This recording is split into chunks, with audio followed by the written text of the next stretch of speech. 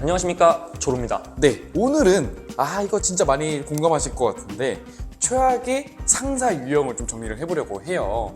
사실 우리가 직장 생활을 하다 보면 진짜 다양한 상사를 만날 수밖에 없게 되는데 그 상사를 누구를 만나느냐에 따라서 내 회사의 퀄리티와 나의 스트레스, 워라밸 너무 많은 것들이 정해지게 되는 것 같아서 한번 조로님이 생각하시는 최악의 상사를 한번 듣고자 합니다. 사실 이거는 좀 올바른 직장 생활을 위한 이야기에 가깝죠. 여러분이 만났었다면은 맞아 하실 테고, 그 다음에 안 만났다면은 안 만난 거 감사하신 다음에 혹시 만날지 모르니 대처법 연구해보자, 이것도 되고요. 그다음에 혹시나 여러분이 상사시거나 리더시다 그러면은 혹시 내가 그런 사람은 아닐까, 이렇게 자신을 좀 검증해보는 시간을 가지시면 좋을 것 같아요.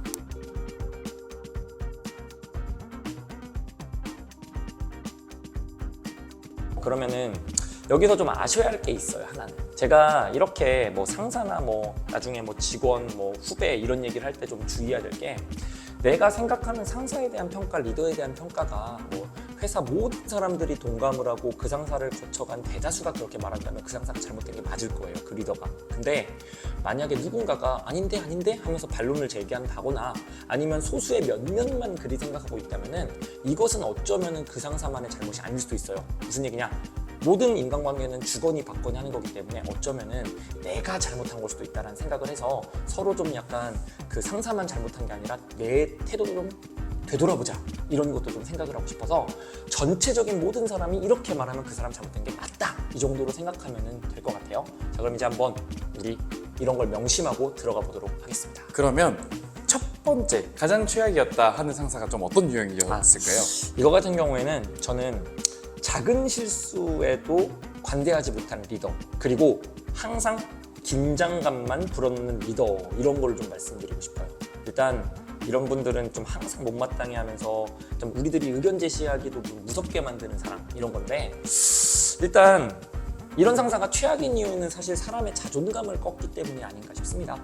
업무를 하면 당연히 실수가 있고, 또 처음 하는 일이면 당연히 그 실수는 더 심할 거고, 그다음에 처음 하는 일이 아니더라도 좀 방심하다가 실수가 발생하기도 하잖아요. 근데 여기서 실수의 경중이라든지 상황에 관계없이 계속 쪼는 리더가 있어요. 근데 이제 이분들은 특히나 평상시에는 안 그러고 잘못했을 때만 좀 얘기하면 모르겠는데, 보통 문제가 뭐냐면 자기가 기분 상한 일 발생한 순간에 더 악랄하게 공격하면서 옛날 일도 끄집어내면서 공격을 하시는 분들이 좀 많습니다. 자, 그러면은 사람은 굉장히 단순하거든요.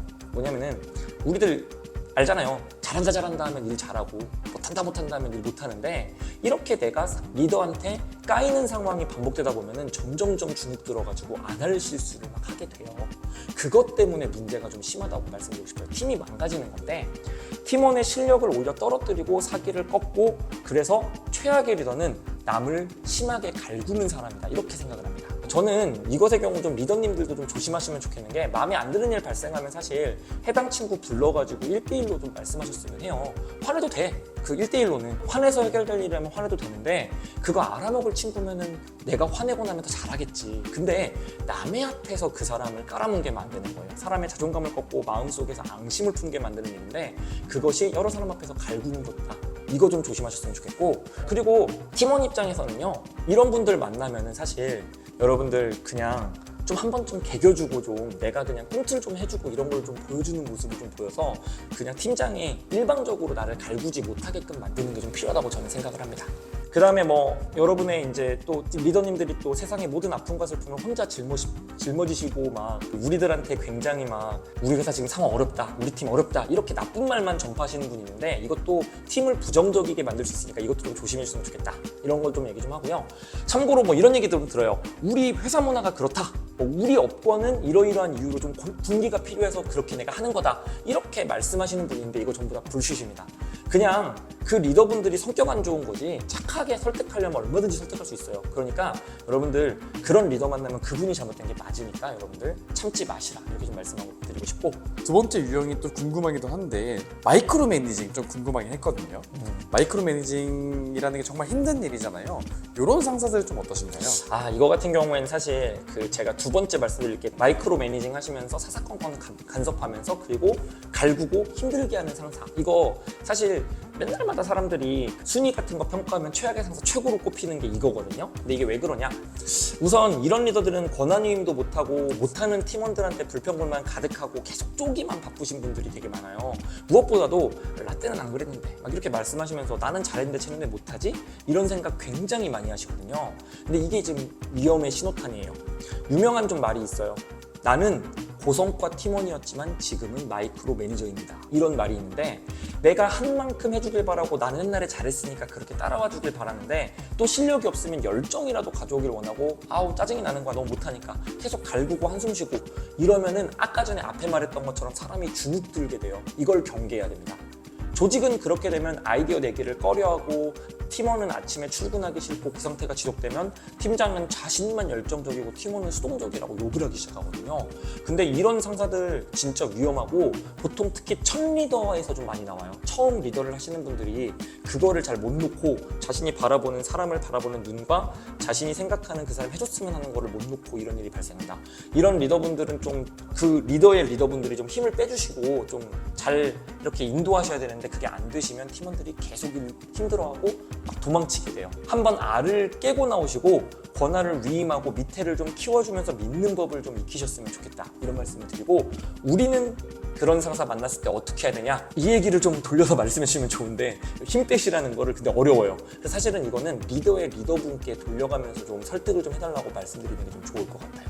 네. 그래서 이런 거를 좀 참고해 주셨으면 좋겠다. 그리고 세 번째는 좀 어떤 유형이 있을까요? 이거는 이제 좀 열받죠?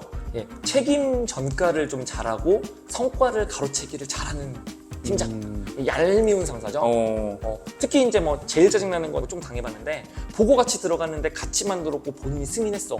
근데 대표님 옆에서 조로과장 왜 그랬어? 내가 그러지 말랬잖아. 이러면서 갑자기 딴소리 하시면서 저를 까는 거예요. 그러신 분이 있으세요? 있었으니까 그런 얘기했죠. 이런 소리 하면 진짜 너무 화딱지 나잖아요. 근데 이런 식의 책임 전가시키고 그 다음에 또 자기가 확인을 안 해서 생긴 문제인데 업체 다 있는 데서 야 이렇게 보내면 어떡하냐 너 왜 그랬어 이렇게 자기가 확인을 안 했으면서 이런 분들 정말 답답 그 잡채. 저는 사실은 이런 분들 사실 이런 생각을 해요.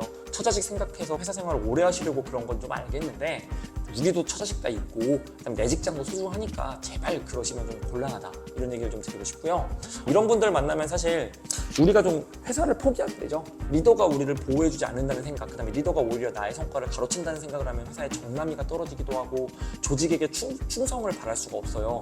그다음에 뭐 너무 이런 게 좀 아쉬운데 윗분들 같은 경우에 또 좀 잘한 게 있으면 좀 다른 분들 있을 때 아 야 우리 조로과장이 만들었는데 이런 식으로 좀 공치서라도 좀 해주시고 이러면 좋은데 손가락 까딱 안 했으면서 그냥 위에서 칭찬하면은 아니 감사합니다 이러고 받아먹으시고 이러면 얄밉잖아요.